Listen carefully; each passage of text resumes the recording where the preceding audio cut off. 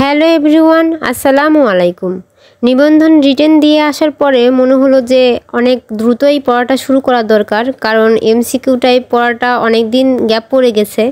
কিন্তু দেশের পরিবেশ পরিস্থিতি সম্পর্কে আপনারা সবাই অবগত আছেন, তাই বই নিয়ে আসলে বসা হয়নি, তাই ভিডিও মেক করা হয়নি।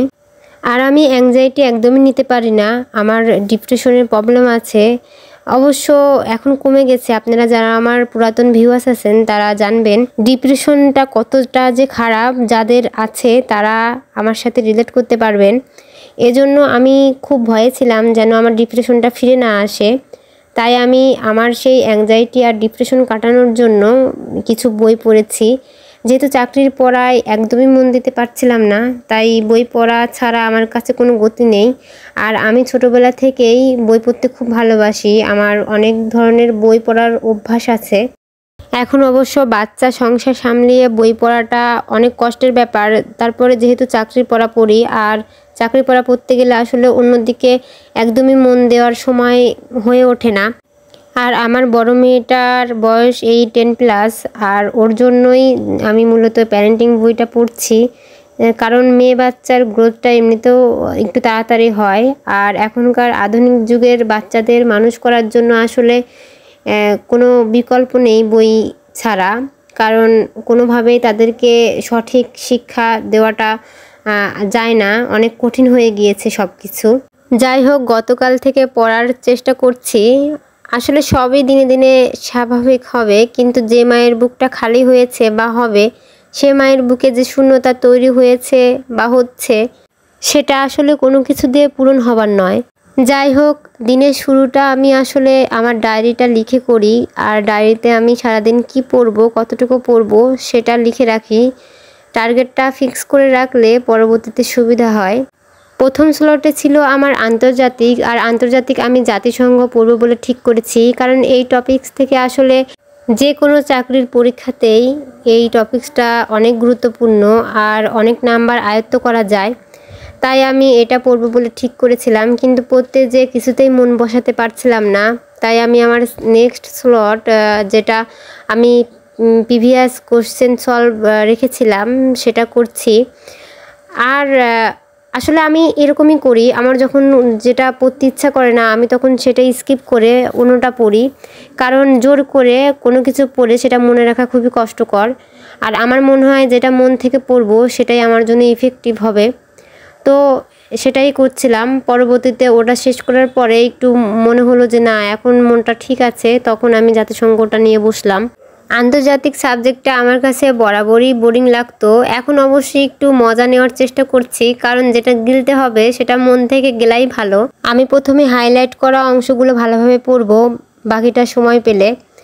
যাই হোক, রান্না করার সময় চলে আসলো। এই ছোট মাছগুলো উচ্ছে দিয়ে চচ্চড়ি করব, সাথে আলু দেব, এই ভেবে উচ্ছে তুলতে গেলাম, যে দেখলাম যে গাছের নিচে ইঁদুর অনেকগুলো গর্ত করেছে।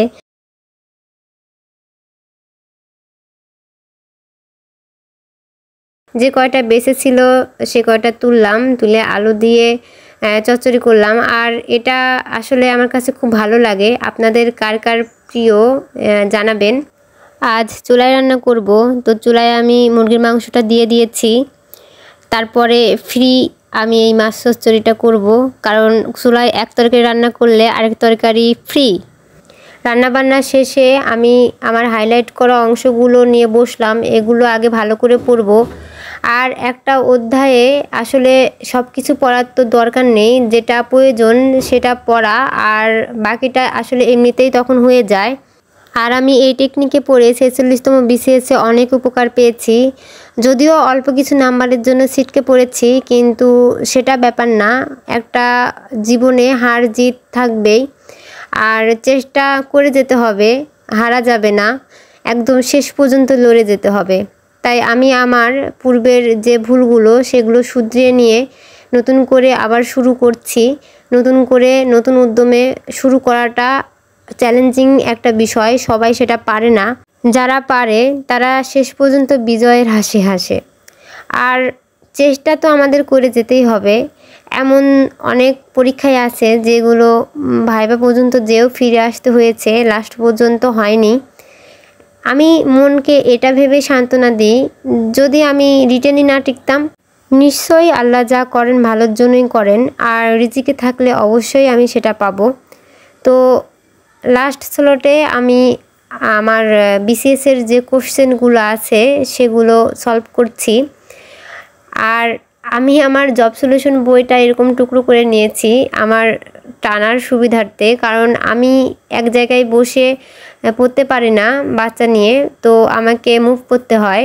তো বড় বই নিয়ে মুভ করা অনেক কষ্টকর। দেখতে পাচ্ছেন ক্র্যাক বইটা আমার মেয়ে একেবারেই অবস্থা খারাপ করে দিয়েছে। আর আমি ছোটোবেলা থেকে এমন ছিলাম যে আমার বই একটা দাগ পর্যন্ত দিতাম না, কিন্তু এখন কিছু করার নেই, অনেক সময় আছে নিজের হাতে কিছুই থাকে না। আল্লাহর উপর ভরসা রেখে চেষ্টা চালিয়ে যাচ্ছি, আল্লাহ নিশ্চয়ই এর প্রতিদান দিবেন। আমার ভিডিওগুলো যদি আপনাদের ভালো লেগে থাকে আমার চ্যানেলটিকে সাবস্ক্রাইব করবেন, আমার পাশে থাকবেন। আপনারা আমার সহযাত্রী, আপনাদের অনুপ্রেরণায় আমার ভিডিও করার শক্তি অনেক গুণ বেড়ে যায়।